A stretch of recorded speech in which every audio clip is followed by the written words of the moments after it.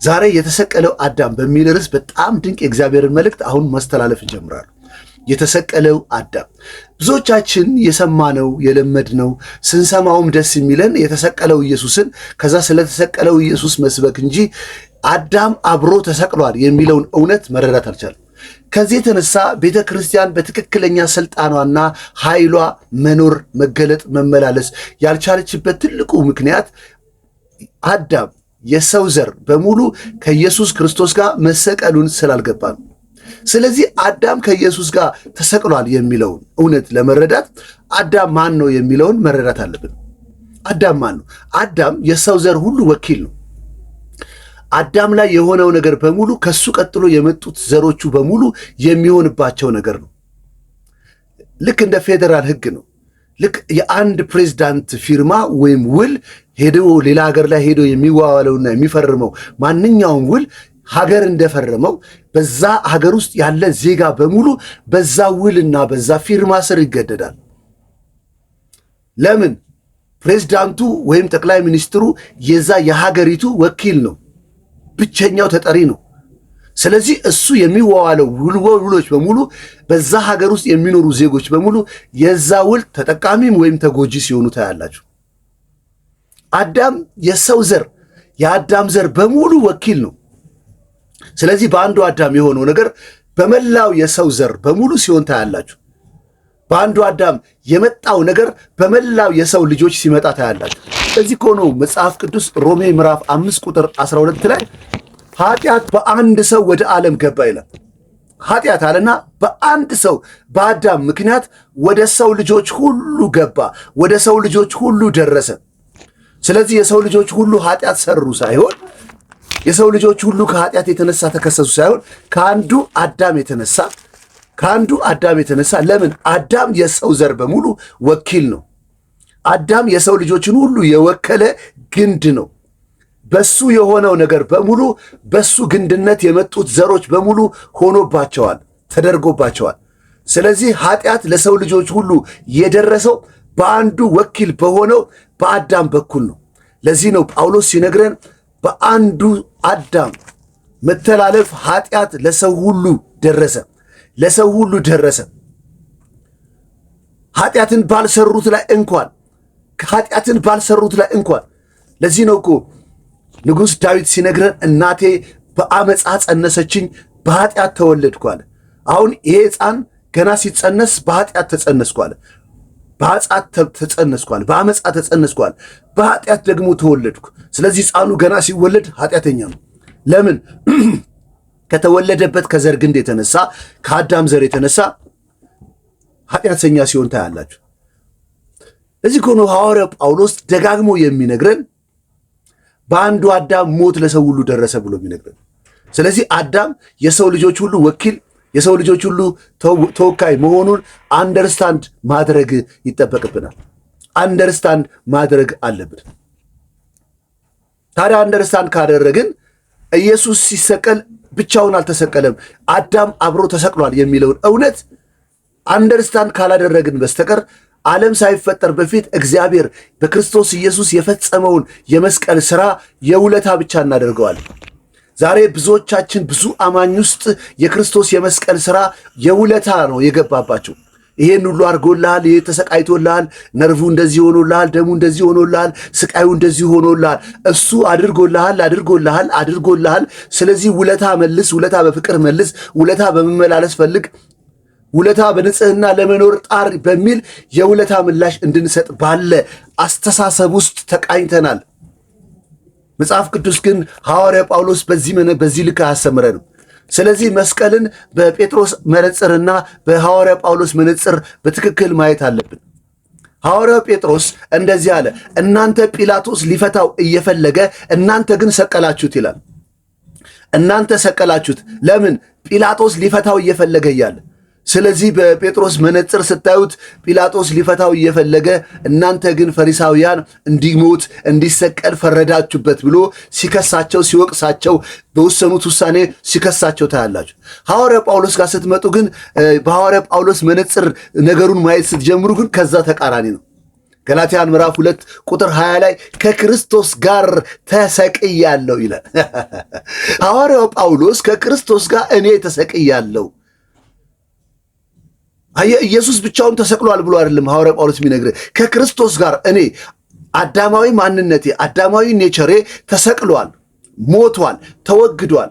አንድ ነገር ማወቅ አለባቸው። ተሰቀለ ማለት ተገደለ፣ ሞተ፣ ከዛ በኋላ አክቲቭ መሆን እንዳይችል አከተመ ማለት ነው። ተሰቀለ ማለት ነው። ስለዚህ ምን ሆነ? ከክርስቶስ ጋር ተሰቅያለሁ። አሮጌው ማንነቴ ተሰቅሏል። አዳማዊ ማንነቴ ተሰቅሏል። በአዳም ምክንያት ወደ እኔ የመጣው ኃጢአት፣ እርግማን፣ ሞት እነዚህ ሁሉ በዚህ በአሮጌው ማንነት ላይ ይገዙ ይሰለጥኑ ባሪያ አርገውት የነበረው ያ ፐርሰን ከክርስቶስ ጋር ተሰቅሏል። አሁን እኔ በሌላ ማንነት ውስጥ ነኝ ያለሁት። አሁን እኔ አዲስ ፍጥረት ነኝ። አሁን እኔ በራሱ አንድ አዲስ ሰው ተደርጌ የተፈጠርኩኝ የእግዚአብሔር ልጅ ነኝ። አሁን የምመላለሰው ዳግም በተወለደው አዲስ ፍጥረት በሆነው ማንነቴ እንጂ በቀደመው አዳማዊ ማንነቴ የክርስትና ምልልስን አልቀጥልም። ዛሬ ብዙዎች ወንጌልን ወይም መልእክትን እየሰሙ ያሉት በአዳማዊ ኔቸራቸው ውስጥ ሆነው አዳማዊ ትግላቸው ውስጥ ሆነው በአዳማዊ ማንነታቸው የሚሰሙትን የውለታ ትምህርት ለእግዚአብሔር የሆነ ነገር ማድረግ እንዳለበት እንዲወስን ተደርጓል። የእግዚአብሔር ሐሳብ ግን ከክርስቶስ ጋር ተሰቅለናል። ሮሜ ምዕራፍ 6 ቁጥር 6 ላይ በጣም ድንቅ የሆነ መሰረታዊ የሆነ የእግዚአብሔርን ቃል እውነት ሐዋርያ ጳውሎስ ጽፎልናል። ከእንግዲህ ወዲህ ለኃጢአት እንዳንገዛ፣ ከእንግዲህ ወዲህ ለኃጢአት እንዳንገዛ። ታዲያ አሁን ኃጢአት በአንድ ሰው ምክንያት ወደ ሰው ገብቷል ብያቸዋለሁ። ከእንግዲህ ወዲህ ለኃጢአት እንዳንገዛ የኃጢአት ሥጋ የቀደመው አዳም ይሻር ዘንድ አሮጌው ሰዋችን ከክርስቶስ ጋር እንደተሰቀለ እናውቃለን። ዋው! አሮጌው ሰዋችን የቀደመው አዳም ያረጀው አዳም በኃጢአት የተሸነፈው አዳም በሕግ ስር ባሪያ የሆነው አዳም ከክርስቶስ ጋር እንደተሰቀለ እናውቃለን አለና የሞተ የተሰቀለ ከኃጢአቱ ጸድቋል። አንድ አማኝ ከኃጢአት የሚገላገልበት ብቸኛው ምክንያት ኃጢአትን ለማሸነፍ ባለ ጥረት ውስጥ ሳይሆን የአዳም የኃጢአት ኔቸር የኃጢአት ባህሪ ኃጢአት ከማድረግ ውጪ ሌላ ማድረግ የማይችለው ያ ፐርሰን ያ ማንነት መሰቀሉን፣ መገደሉን፣ መቸንከሩን ከዚህ በኋላ ያንተ ክፍል እንዳይሆን እግዚአብሔር እንዳስወገደው እንደገፈፈው ስትረዳ ብቻ ነው። ሐዋርያ ጳውሎስ የጻፈልን ይህንን ነው።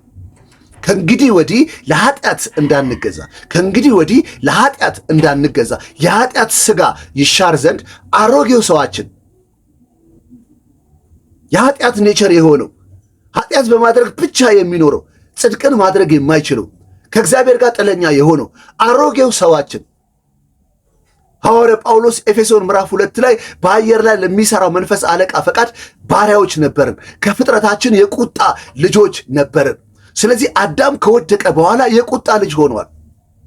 ያ የቁጣ ልጅ የሆነው በአየር ላይ ለሚሰራው አለቃ ፈቃድ ባሪያ ሆኖ ይመላለስ የነበረው ያ ፐርሰን ከክርስቶስ ጋር ተሰቅሏል። በኃጢአተኛ ሥጋ ምሳሌ አድርጎ ሰቅሎታል። ኢየሱስ ክርስቶስ ሲሞት ብቻውን አልሞተም። የኃጢአትን ዘር የኃጢአትን ማንነት የቀደመውን አዳም አሮጌውን አዳም ከነ ማንነቱ ኃጢአት፣ እርግማን፣ ሞት በሱ ላይ የሚሰሩ ነገሮች በሙሉ በኢየሱስ ላይ አብረው ሆኑበት። ሕመማችንን ተቀበለ። የሁላችንንም ተግሳጽ የሰው ልጅ በኃጢአቱ ምክንያት ይቀበል የሚገባው የነበረውን ተግሳጽ ይቀጣበት ይገባ የነበረውን ተግሳጽ በኢየሱስ ላይ ያደረገው። የሁላችንንም ተግሳጽ በእርሱ ላይ አደረገው።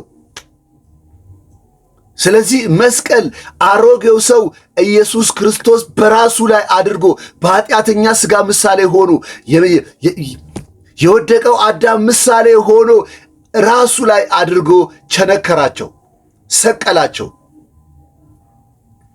ከዛ በትንሣኤ ሌላ የበኩሩ አይነት ሆኖ ተነሳ። የአዲስ ፍጥረት በኩር ሆኖ ተነሳ። የትንሣኤው በኩር ሆኖ ተነሳ። እኔና እናንተ ዛሬ አማኞች አሮጌው ማንነታችን አዳማዊ ማንነታችን ከኢየሱስ ጋር በመስቀል ላይ ተሰቅሏል፣ ተቸንክሯል። ከዛ አልወረደም። ሲቀበር ተቀብሯል። ልክ የውሃ ጥምቀት ስንወስድ በውሃ ውስጥ ስንሰጥም አሮጌው ማንነቴ አዳማዊ ኔቸሬ ተቀብሯልና ከውሃው ስንወጣ በአዲስ ሕይወት ተነስቻለሁ፣ በአዲስ ማንነት ተነስቻለሁ። ዛሬ ራስህን በማን ነው እየቆጠርክ ያለው? በአዳም ነው ራስህን እየቆጠርክ ያለው? በአዲሱ ማንነት ነው ራስህን እየቆጠርክ ያለው?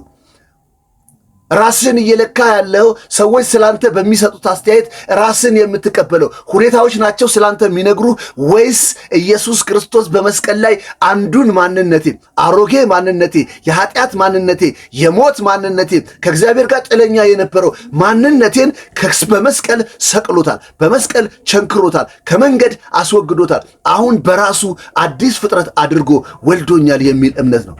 ስለዚህ ዛሬ በአዲስ ፍጥረት አመለካከት፣ በአዲስ ፍጥረት እውነትና በአዲስ ፍጥረት ሐሳብ ልንመላለስ ይገባል። ቃሉን በድጋሚ ልናገር። ከእንግዲህ ወዲህ ለኃጢአት እንዳንገዛ የኃጢአት ሥጋ ይሻር ዘንድ አሮጌው ሰዋችን አሮጌው ማንነታችን ከክርስቶስ ጋር እንደተሰቀለ እናውቃለን።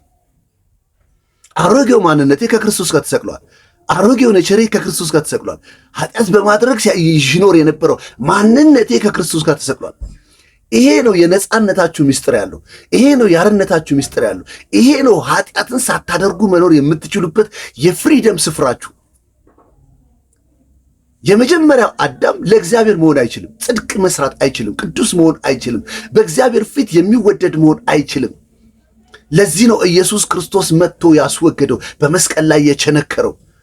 አሁን እግዚአብሔር ዓለም ሳይፈጠር በፊት ያየው ቅዱስ ነውር የሌለው በፍቅር የሆነውን አዲሱን ፍጥረት ነው። እናንተ አዲስ ፍጥረት ናችሁ።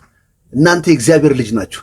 እናንተ ከእግዚአብሔር ቃል ሊጠፋ ከማይችል ከእግዚአብሔር ቃል ዘር የተወለዳችሁ ናችሁ።